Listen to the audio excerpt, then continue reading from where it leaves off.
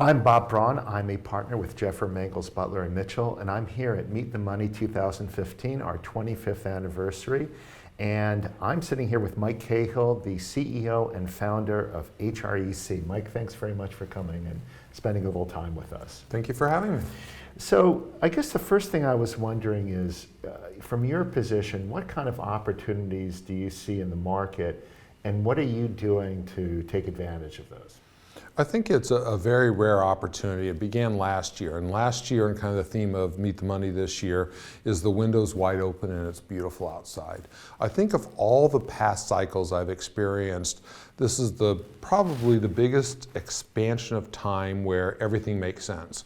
Where you look and you see the really smart hotel guys, not only are they buying, they're selling, they're converting over to building, many are refining.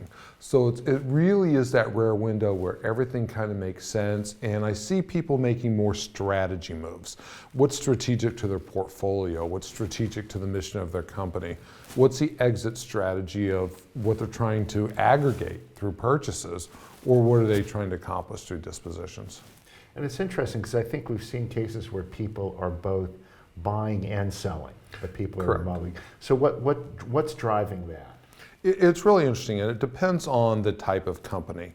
So you may look at, say for instance, a large real estate investment trust, and that real estate investment trust may be trying to hone their portfolio over the years. So for instance, one major real estate investment trust has a new RevPAR guideline. For instance, it's $125. So what they're trying to do is cull from the portfolio earlier purchases that drag down that aggregate RevPAR and buy new assets that actually are accretive to that RevPAR, therefore accretive to dividends and accretive to shareholders. There may be public companies that are following an asset-light strategy that are being dictated by Wall Street, who are getting their real estate and then trying to retain either franchise agreements or management agreements. You have a lot of the buyers who are the visionaries now, the rich guys who bought in 09, 010, right. And some of these guys are saying, hey, I've hit my yield, I got a 40 plus IRR, I don't see anything on the horizon, but I'm just gonna get out because we have our money and run. Always quit winners, yeah. Yes, so it's really a diversified group. The one thing that has missed from this cycle is really those distressed hotel sales from lenders. Right. And that's never been there. So what you're seeing is the normal players that are in that window buying and selling, and not necessarily the mass sales by the lenders that we all anticipated in 07, 08. Now, do you think that extended, hold, retention by the lenders, their willingness to give a lot of room to the borrowers, do you think that those are ever going to come to market as distressed, or do you think the market's going to be forgiving and let those properties make their way back? I hope for the brokerage business that they decide to sell, that it doesn't get worked out. However, what we're seeing is, the concept of hold on to it and let the cycle correct, it really worked for the lenders in a cycle. And it's interesting because compared to past cycle, like in the 80s when I was started, you were taught when you're out in hotel school that if the lender ever tried to foreclose on you, to intimidate them, say, here, have the keys. Are you ready to host that banquet tomorrow morning at 10 o'clock? Are you ready to run this hotel? And you would intimidate them. However, things have changed now in terms of the lenders are really hotel people. Right. And they're not scared anymore. And they're saying, sure, give me the keys. I'll have another management company in there within 24 hours, and don't let the door hit you on the way out. So things have changed fundamentally. I think it's education. I think this cycle, people don't realize when they take a step back and they look at something like STR data, there's a clarity that wasn't there before. If you remember back in the 80s and 90s, you would actually send out your consultants to interview the night auditor to try and guess what the occupancy rate was at the hotels, and your consultant would aggregate it and you'd have to guess. The flow of information is so much quicker and better today that I think people are making better decisions. Now, you mentioned the cycle, and it comes up every time two or more hotel people get together. Right. And that is, where are we in the cycle? Where do you think we are? It's interesting. Along with Jim Butler, Jeffer, Mangels, and Butler, I'm co-chairman of a group called the Lodging Industry Investment Council. And every year we do a survey, and the survey is revealed at Meet the Money, and I'm about to later this afternoon to reveal the survey. And we always get into the cycle question with the innings of the baseball game.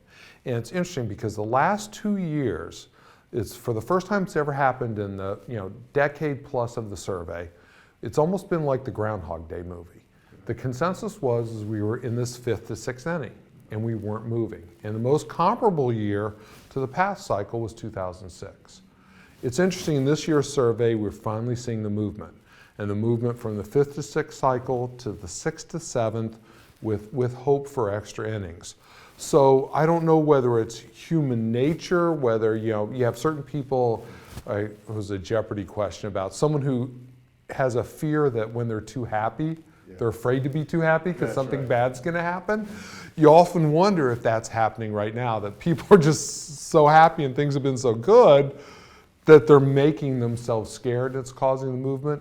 Because when you dig into the details of the statistics don't support things are getting worse. But you just don't know why there is that movement. Yeah, it's hard to say. I mean, talking to people, the demand appears to be continuing to pick up, if not tremendously, at least incrementally.